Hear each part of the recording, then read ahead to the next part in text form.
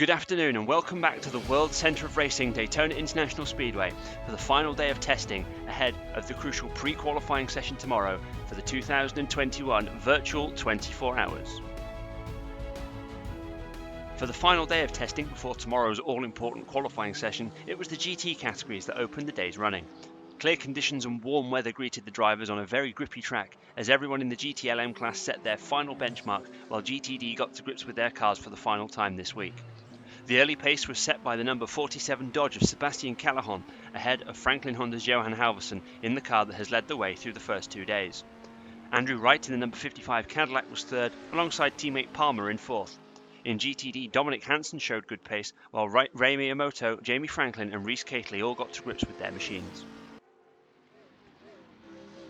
After 10 minutes, Edgardo Agritha set a blistering lap time to move into second overall despite being in a GTD car, while Sal Porto's 33 Dodge moved to fourth. In the number 92 Porsche, Gerard Alaniz was under pressure to perform on the bubble of only just avoiding pre-qualifying. After a quarter of an hour, he moved up to P3, less than a tenth of a second off the pace and into contention. However, with 12 cars within a second, the pace was keen. The strong performances from GTD continued with Didier Arnaud 200ths of a second off topping the timesheets in his Porsche. After half an hour, tensions started to rise for the cars under pressure for pre-qualifying. Fleur Elora Delacour set a blistering lap time in the Jaguar. 30 minutes in, it was the number 71 Highwind Ferrari safe and on the bubble, with the number 92 Porsche just 2.5 tenths behind. The number 7 McLaren, 43 Dodge, 80 Mercedes, 24 McLaren, 58 Cadillac and number 83 Mercedes were all currently in the drop zone, but with only 2 seconds on aggregate covering all 3 cars, it was still anyone's day. Dino Palmer rocketed to 5th overall and 4th in class with a great lap, while with 20 minutes to go the GTD field was as follows. Didier Arnaud was fastest, 1 second off the ultimate pace set by Johan Halvorsen, while Edgardo Agritha, Dominic Hansen and Drake Davies were all in the top 4. Jamie Franklin was fastest of the AMs, 3.5 seconds off the pace, while Ray Miyamoto and Rhys Catley were starting to find their pace. A quiet period followed while the competitors all planned their final assault on the timesheets, particularly in the GT Le Mans category. Cosmo Roberts moved all the way up to third in his Dodge, but Johan Halvorsen also extended his margin at the front to over a second over the entire field. With just 10 minutes left in the session, the bubble for pre-qualifying was extraordinarily close. The number 91 Porsche looked just about to be safe on the bubble, but safe, while the number 55 Cadillac had fallen from safety down to be the first of those who would have to pre-qualify, only 0.06 of a second away from meeting the benchmark. The number 92 Porsche was still in trouble with half a second to find, while both McLarens and the number 58 Cadillac was also looking in trouble. Sebastian Callahan improved his impressive debut showing by moving into second overall within 6 tenths, while with 5 minutes to go, Gerard Alaniz pit for a final set of tyres, looking for that half second he was going to need to secure a guaranteed spot on the V24 grid next month. Meanwhile, Andrew Wright, the number 55 Cadillac, moved to safety, finding a crucial 0.08 of a second in dramatic fashion. The ever-changing goalposts made it a challenge for everyone, particularly as Callahan and Dominic Hansen moved towards the best time of Johan Halvorsen. Right at the end of the session, there was significant drama as Gerard Alaniz and Henri Ruotsalainen had a huge coming together at the problematic pit entry, putting paid to any hopes the number 92 Porsche had of escaping the pre-qualifying session. It was Johan Halvorsen, however, who was fastest, but tensions weren't over to see who had to do it all over again tomorrow in the crucial pre-qualifying session. After a topsy-turvy final test session, the field finished like this.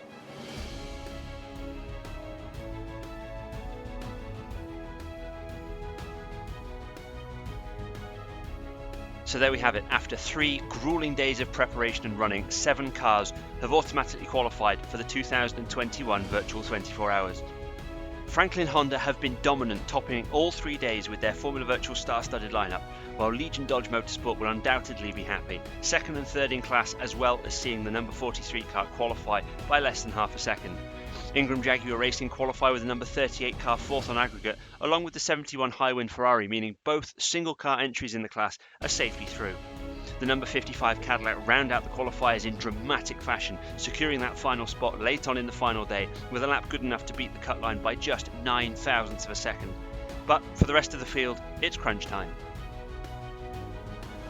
difficult week for Porsche is mitigated somewhat by the fact the number 91 Porsche qualifies automatically by virtue of winning the GT Le Mans category last year, but the number 92 car is left facing a one-shot opportunity just to make the start of next month's race. Both Downton-prepared McLarens face a similar fate, for showing up pace on occasion, but just missing out on automatic qualification. The second Cadillac also misses out, while both Mercedes AMG Team Kately cars will also compete, with just 2.2 seconds covering the cut-off zone on aggregate.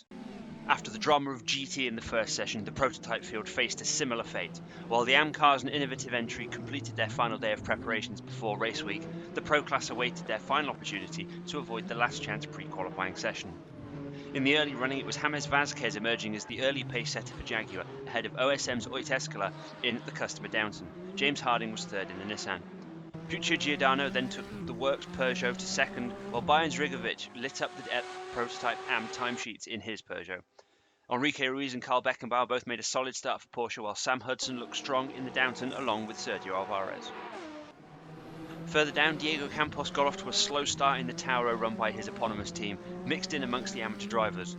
There were two AM-class drivers on track today, with Bradley Downton in his Downton after a day off running following his last run in the GT car, while Kimi Young was in the high wind. Enrique Ruiz hit the front at around the quarter-hour mark, while the two Honda HBD 05s of Franklin found their stride.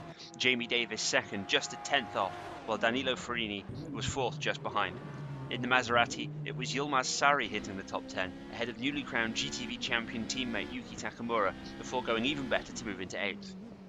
At the top, Enrique Ruiz and Jamie Davis traded lap times with only 600 separating the cars after 20 minutes.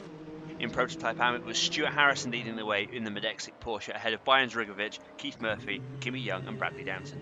Meanwhile, the cut line was finally poised. On the bubble but safe was the number 3 Nacli Nissan, while 1.5 tenths behind was number 10 Peugeot. Also in the drop zone was the 88 Mercedes, 13 Downton, 28 Cerberus Maserati, the number 37 Jaguar despite its impressive performance on this day, and then the 57 Cadillac, the 56 Cadillac, the 82 Mercedes and the 42 Phoenix Downton.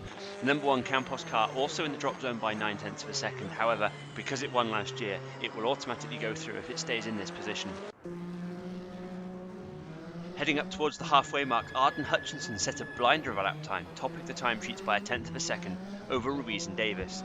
Ruiz found a further attempt to regain the lead of the session, but once again as the halfway mark approached, tension grew as those at risk having to take part in pre-qualifying tomorrow prepared themselves for battle. Up front, Carl Beckenbauer found time to move to the front.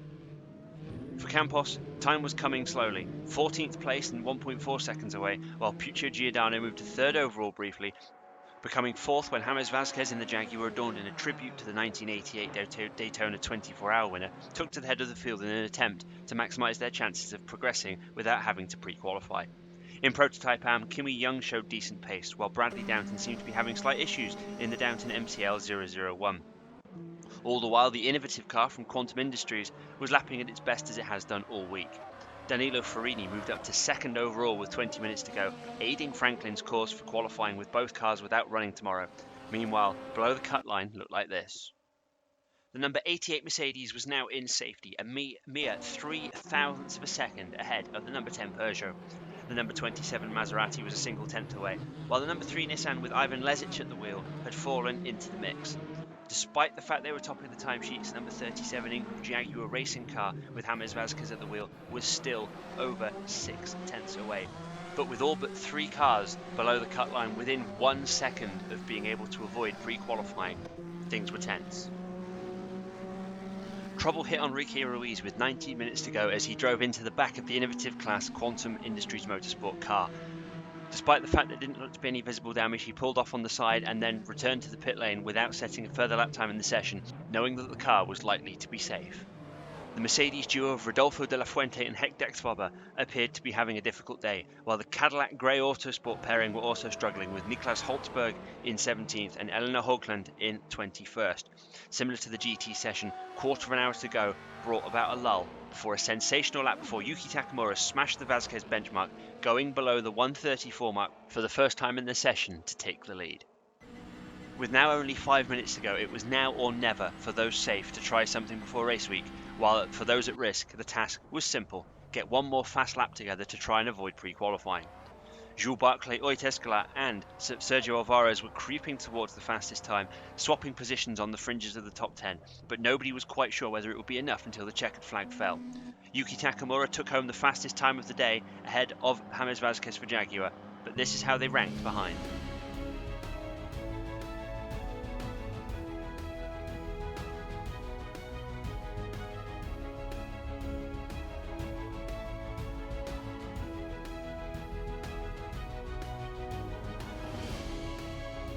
So another dramatic session confirms those that must pre-qualify tomorrow along with those that make it directly through to race week.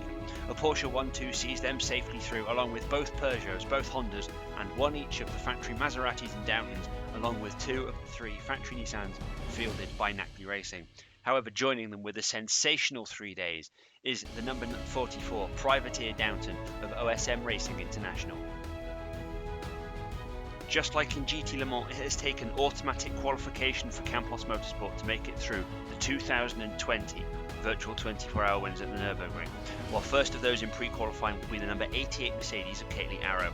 They'll be joined by the sister 82 car, along with both Cadillacs, the number 3 Nissan, the number 13 Downton, the 37 Jaguar, which is sure to be fast after today's running, the number 28 Cerberus, and finally the number 42 Phoenix Motorsport car.